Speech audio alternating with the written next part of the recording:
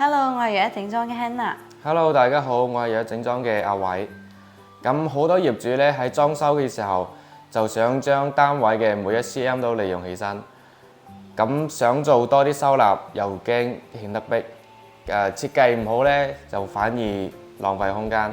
咁今日我哋就利用上一期嘅案例啦，咁就同大家講一下點樣去偷面積，點樣去從設計邏輯到選樣選材。再到五金配件點樣揀，咁我哋一次過就同大家講清楚。係啊，同樣100方嘅房嘅話呢，好嘅設計嘅話可以幫你炸出多5個平方嘅收納空間，相當於幫你慳咗4萬蚊嘅房費。咁今日呢期視頻嘅話呢，我哋就一口氣將全屋定製容易踩坑嘅內容總結分享俾大家。尤其是選對全屋定製嘅板材真係非常重要。唔同嘅材質匹配唔同嘅使用場景。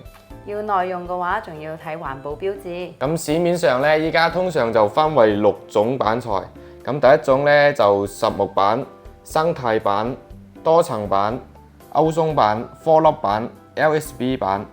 咁我哋通常咧就係多層板搭配一個歐鬆板咁樣嘅性價比比較高啲嘅。咁要求高啲咧，咁就可以選擇我哋嘅一個實木板。咁佢係純天然嘅，咁就環保會相對級別會高啲。係啊，板材嘅環保等級呢，有分 ENF、E0 同埋 E1 嘅。係啊，我哋國標依家最高係 ENF 級，咁咧第二就係 E0 級，第三就係 E1 級。咁我哋通常咧就係建議做 ENF 級嘅。咁 E0 級咧都夠用嘅，一般嚟講。但係 E1 級咧我哋就唔建議用啦，係。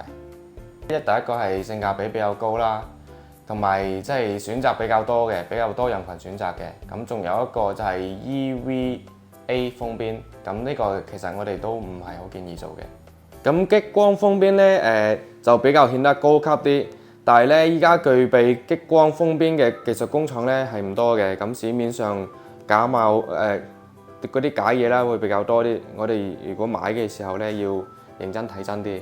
咁仲有一個就係 PUR 方面，我哋用得比較多嘅就係佢使用嘅膠水量比較少啦，唔容易開裂受潮啦，整體嘅精緻度都有所提升嘅，同時都相當耐用。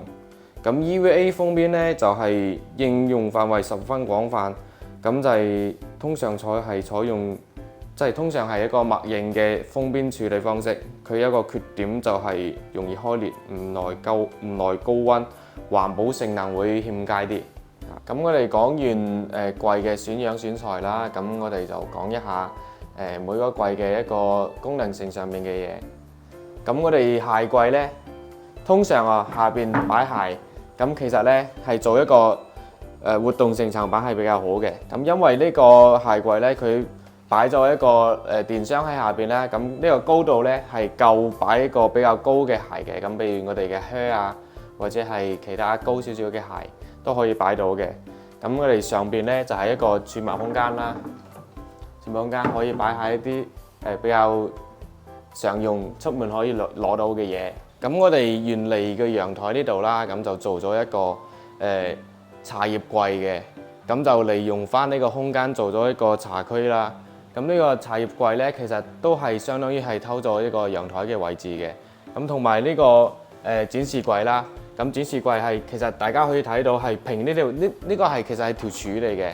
咁我哋原嚟陽台嗰度係有一個推拉門嘅嘛，呢係推拉門。咁呢個係一個門朵嚟嘅。咁就利用翻做平呢個門朵咧，咁就做咗一個櫃咁樣，就其實就係等於一個展示櫃咁樣咯。咁展示一下佢啲茶具啊咁樣，裝飾品啊咁樣係。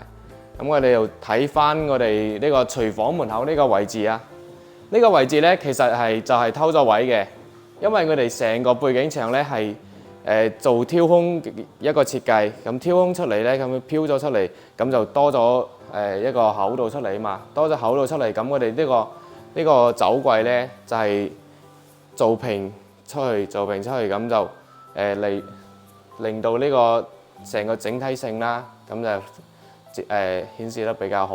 咁我哋整體空間咧就唔建議做太多嘅開放格嘅。咁咧有翻少少點綴都可以啦。咁咧如果真係有呢個需要展示嘅呢個需求咧，咁我哋可以做翻一個玻璃門啦。咁玻璃門咧就有一個你既可以展示嘢出嚟，又可以防塵防灰啦。咁同埋都係做翻少少點綴就得啦，都唔建議話全部大面積做。係咁好似呢依家咁樣，加埋啲燈帶，加埋櫃門。其實效果係非常好嘅。至於去到廚房嘅定製嘅話呢，我哋唔需要咁着急將佢確定落嚟。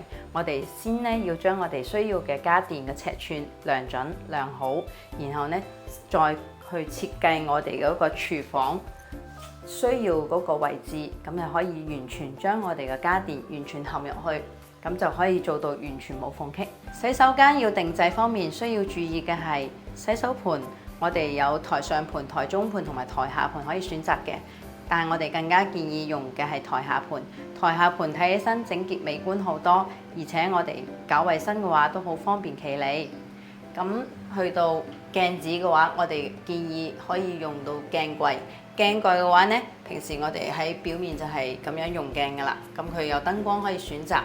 咁呢鏡後面呢又有個儲物空間，平時我哋啲洗漱用品呢可以收藏喺入面。